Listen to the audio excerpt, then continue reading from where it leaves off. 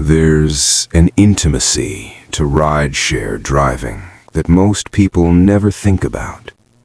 You're alone in a confined space with a complete stranger, separated by nothing more than a few feet of air and the thin fabric of a seat. You don't know who they are, where they've really been, or what they're capable of. You only know what the app tells you, a name, a photo, a rating, and you trust that information because the alternative is too frightening to consider. But the app doesn't know everything. The app can't tell you when something is wrong with a passenger.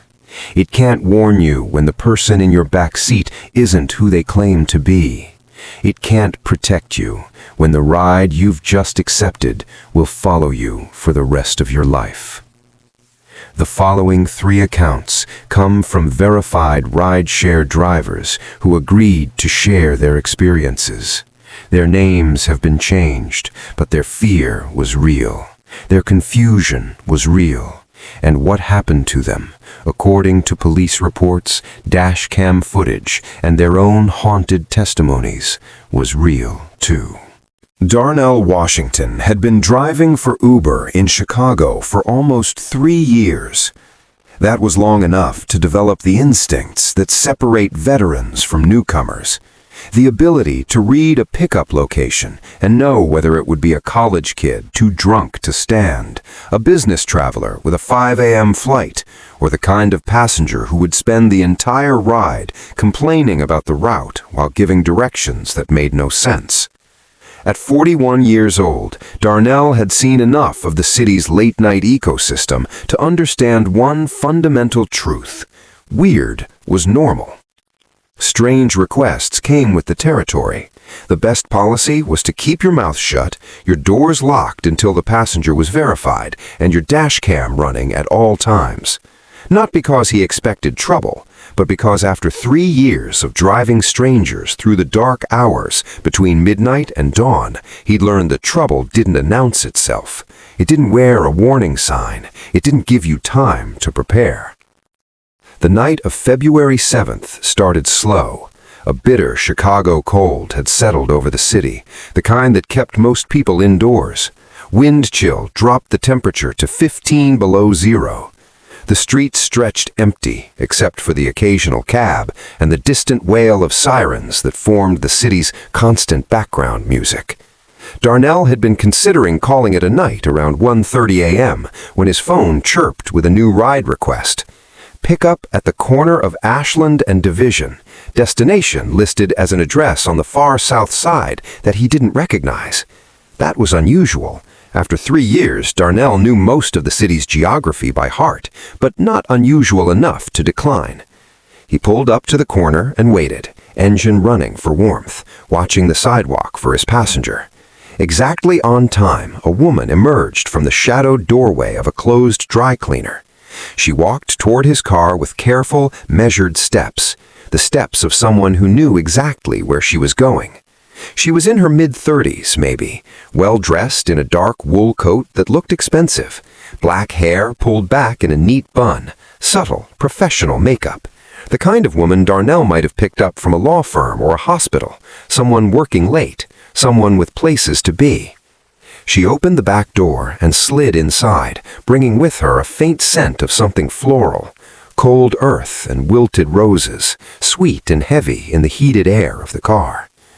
"Good evening," Darnell said, glancing in the rearview mirror. "Heading to," he checked the app, "South Oakley Avenue?" The woman nodded once. Her eyes met his in the mirror. Darnell felt something cold brush against the back of his neck, despite the car's blasting heater. Her eyes were wrong somehow. He couldn't articulate how. They were flat and dark, seeming to absorb the light from the street lamps rather than reflect it. "Yes," she said. Her voice was soft, pleasant, perfectly normal. That made the wrongness of her eyes even more unsettling. "Thank you for coming. It's important that I get there tonight." Darnell pulled away from the curb. He headed south, following the GPS route through streets that grew darker and emptier as they left the main thoroughfares behind. He told himself the cold feeling in his chest was just the weather, just the late hour, just the paranoia that came from driving strangers through the city at 2 a.m. But he couldn't shake the sense that something about this ride was different, that the woman in his back seat wasn't quite right, that the silence filling the car was heavier than it should be. The drive took 45 minutes through the empty streets. The woman didn't speak again after that first exchange. She didn't look at her phone. She didn't shift in her seat. She didn't make any of the small, unconscious movements that passengers normally made during a long ride. When Darnell glanced in the rearview mirror, which he found himself doing more and more frequently as the minutes passed, she was always in the exact same position. Hands folded in her lap, head slightly tilted, eyes fixed on something he couldn't see, as still as a mannequin, as still as a corpse arranged for viewing. The GPS led him deeper into a neighborhood he didn't know, past rows of modest houses with dark windows and overgrown lawns, past a church with a broken steeple, past an elementary school with a chain-link fence and a marquee that still advertised a Christmas pageant from 2 months ago. Then the automated voice spoke, "You have arrived." Darnell looked up. Wrought iron gates stretched before him, headstones extended into the darkness beyond. Every instinct he developed over 3 years of driving, every warning signal his body knew how to send, started screaming at once. The destination was a cemetery. He stopped the car at the gates. Holy Sepulchre Cemetery, according to the weathered sign. He turned in his seat to tell the woman there must be some mistake, to ask if she'd entered the wrong address, to make sense of why anyone would request a ride to a graveyard at 2:47 a.m. on the coldest night of the year. But the back seat was empty. The door hadn't opened. He would have felt the cold air. He would have heard the chime that signaled an open door. But the woman was gone, vanished. Nothing remained but the faint, lingering scent of wilted roses and an indentation in the leather seat where she'd been sitting moments before. Darnell sat frozen for a long moment. His heart hammered in his chest. His breath came in short, sharp gasps that fogged the windshield. Then he did what he should have done at the start of the ride. He pulled up the dashcam footage on the screen mounted to his dashboard. He rewound to the moment the woman had entered his car. He needed to see. He needed to prove to himself that he wasn't losing his mind. The footage showed everything exactly as he remembered. The woman emerging from the doorway, walking to his car, sliding into the back seat, sitting in that impossibly still position for the entire 45-minute drive. Except for one detail that made Darnell's stomach lurch with a nausea that had nothing to do with the cold.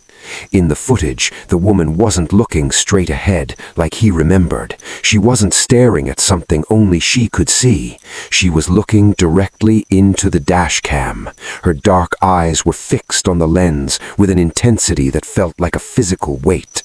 And she was smiling, a small, knowing smile. The smile seemed to say she'd been aware of the camera the entire time, aware of him, aware that he would watch this footage later and see what she wanted him to see. Darnell deleted the ride from his app. He drove home in a daze. He didn't sleep until the sun came up and the world felt solid again. He might have convinced himself it was a hallucination. A stress-induced break from reality, brought on by too many late nights and too much caffeine, if not for what he discovered 3 days later. Morbid curiosity drove him to search for news about Holy Sepulchre Cemetery. The story was buried in the Metro section of the Tribune, a small article that most people would have scrolled past without reading. A woman's body had been discovered in the cemetery, found by a groundskeeper in a grave that had been freshly disturbed.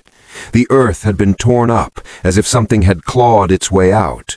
Or, the article suggested, with careful journalistic neutrality, as if someone had dug down and then refilled the hole. The woman had been identified as Margaret Chen, age 34, a corporate attorney who had been reported missing 3 days before Darnell's ride. Last seen leaving her office building in the Loop on the night of February 4th. The photo accompanying the article showed a professional headshot, a woman in her mid-30s with black hair pulled back in a neat bun, subtle makeup, dark eyes that seemed to absorb the light. The same woman Darnell had picked up on the corner of Ashland and Division.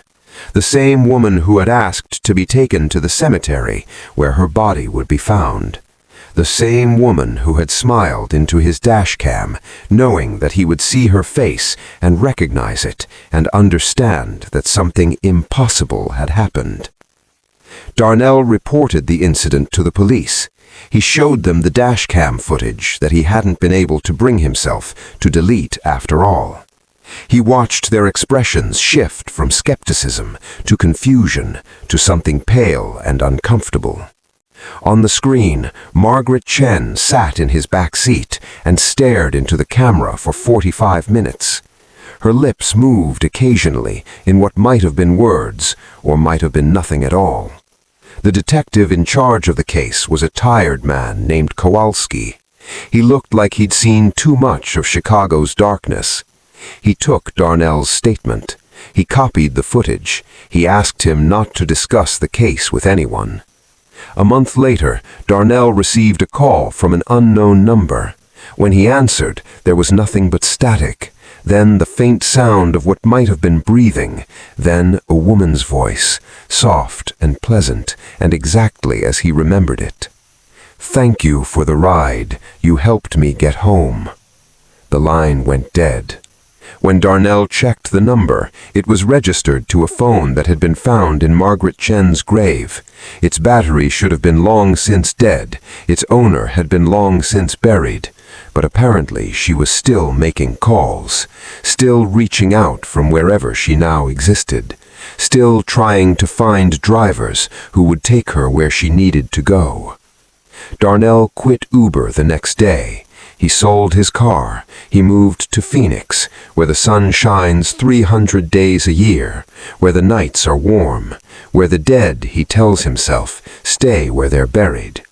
But sometimes, late at night, when the desert wind sounds almost like a voice, he wonders if Margaret Chen has finished her journey, or if she's still out there, still requesting rides, still smiling into dash cams, still waiting for someone to take her home.